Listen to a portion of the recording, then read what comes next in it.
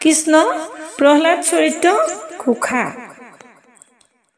হৰি ৰাম এ মূল মন্ত্ৰ, কলিত নাহি তপ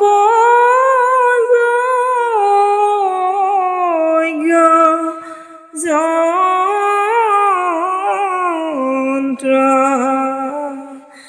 হৰি ৰাম এ মূল মন্ত্ৰ, কলিত নাহি তপ যন্ত্ৰ।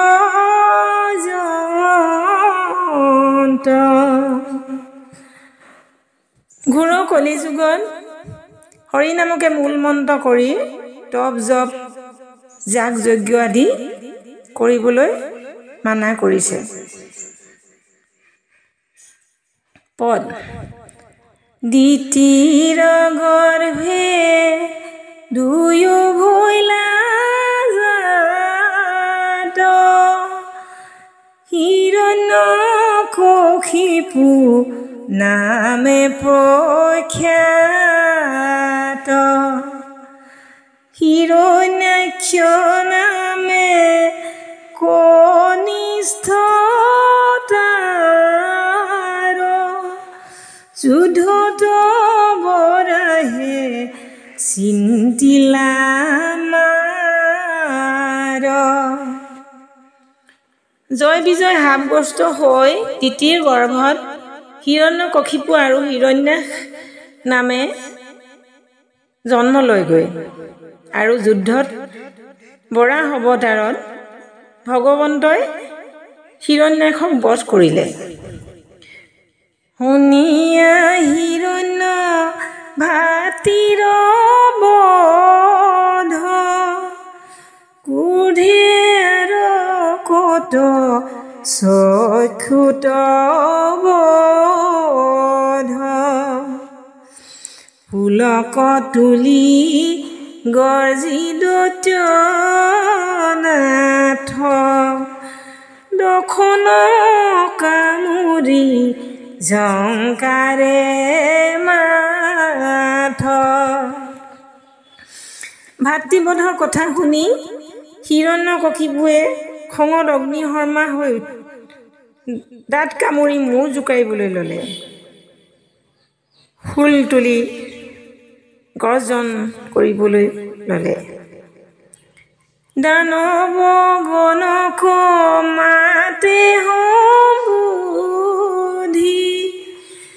মাৰিব বৰাহ কহুলে বিন্ধি, বধিলৈ আমাৰ ভাতৃ কনিষ্ঠা,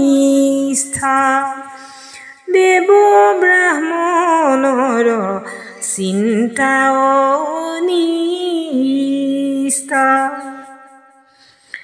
দানৱগণক চিঞৰি চিঞৰি মাতিছে, খঙতে কৈছে যে বৰাহক শুলে পিন্ধি মাৰিম আজি। সি আমাৰ ভাতৃ সৰু ভাতৃক বধ কৰিছে।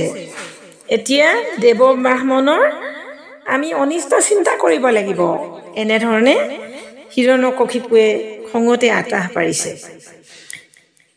পৃথিৱীক লাগি কৰা গমন, তপ জপ যজ্ঞ কৰিও চন, বিষ্ণু হে সবাৰ জানাশ্ৰয়, গুৰু ব্ৰহ্মণৰ কৰা প্ৰলয়। এতিয়া আমি পৃথিৱীলৈ যাব লাগিব। পৃথিৱীত ব্ৰাহ্মণসকলে তপ জপ কৰি আছে, য'ত যজ্ঞ য'ত কৰি আছে, সেই সকলোবোৰ আমি চূৰ্ণ বিচ্ছিন্ন কৰিব লাগিব। এনেকুৱা ধৰণে হিৰণ্যকশিপুৱে প্ৰজাসকলক আজ্ঞা কৰিছে। বিষ্ণুহে সবাৰ জানা আশ্ৰয়, সকলোৰে আশ্ৰয় ভগৱান বিষ্ণু সেই কথাটো হিৰণ্যকশিপুৱে জানে জানিলেও কৈছে গৰু ব্ৰাহ্মণৰ কৰা পলয় এই ব্ৰাহ্মণসকলৰ পলয় আনিব লাগিব এতিয়া পৃথিৱীলৈ গৈ পেলাই মুঠতে তেওঁ খঙৰ পুতক তুলিব তেওঁ ভাতৃবোধৰ পুতক তুলিব লাগিব যিহেতু বিষ্ণুকে প্ৰাধান্য কৰি তেওঁলোকে তপ জপ যজ্ঞ কৰি আছে সেই বিষ্ণুৰ যজ্ঞ আমি ভংগ কৰিব লাগিব হে নয় আজ্ঞা কৰি দতৰাজ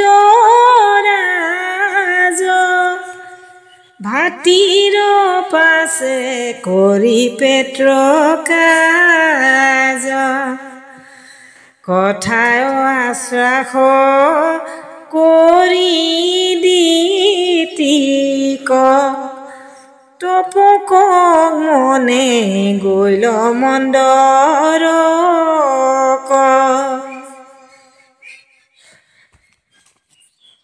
দানৱগণক আজ্ঞা কৰি দৈত্যৰাজ ভায়েকৰ শ্ৰাদ্ধ আদি পাতিলে আৰু দিতিক আশ্বাস দি অৰ্থাৎ মাতৃক আশ্বাস কৰি তপস্যাৰ বাবে মন্দ পৰ্বতলৈ গুচি গ'ল আকাশ চাই উদ্ধবাহু থাকিলা অঙ্গুঠে ভূমি কচুই জটাৰ টিপিটিতে খন্তে ৰাখ প্ৰলয় হুজৰ যেন প্ৰকাশ ব্ৰহ্মাক চিন্তিয়া আছে মনত বহি গ'ল দিব বৰিষ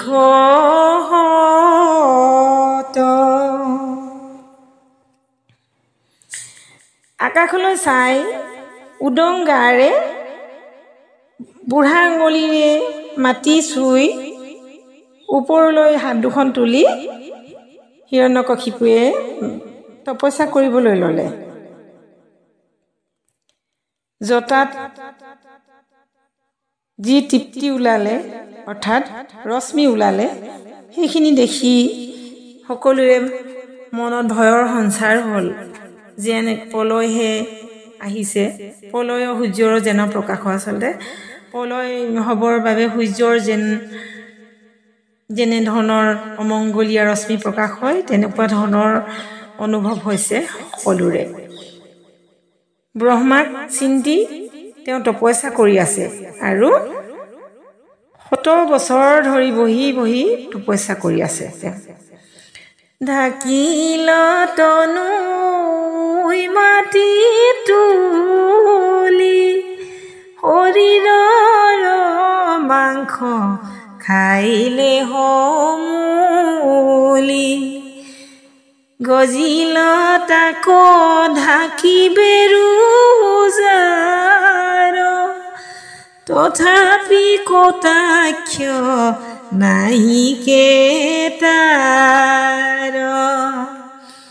হিৰতা বহনি বজাই তুমুময় তাৰ তাপে ভৈল জগত ভয়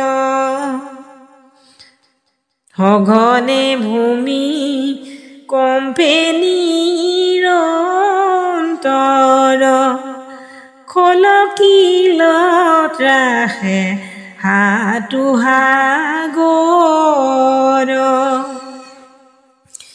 তপস্যা কৰোঁতে কৰোঁতে হিৰণ্যকশিপুৰ দেহত উয়ে মাটি তুলিলে শৰীৰৰ মাংস বখলে বখলে কিহবাই খালে তথাপিও তেওঁ কটাক্ষ নাই তেওঁক ঢাকি গছ বনো গজি উঠিলে আশে পাশে তথাপিও তেওঁ সেইবিলাকলৈ ভূক্ষেপ নাই মাত্ৰ একমনে ব্ৰহ্মাক চিন্তা কৰিবলৈ লাগিছে শিৰত অৰ্থাৎ মূৰত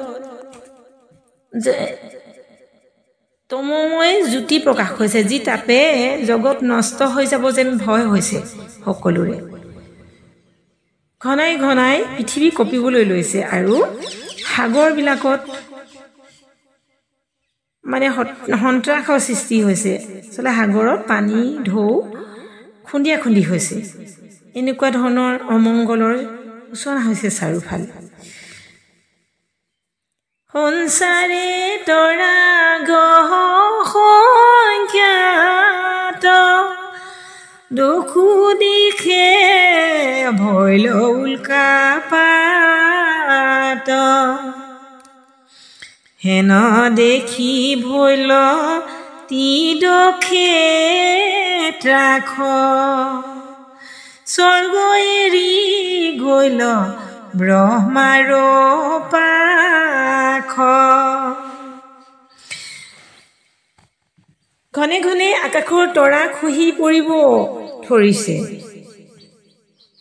চাৰিওফালে যেন অকালতে উল্কাপাত, বৃষ্টি, ভূমিকম্প এনেধৰণৰ সৃষ্টি হ'ব ধৰিছে।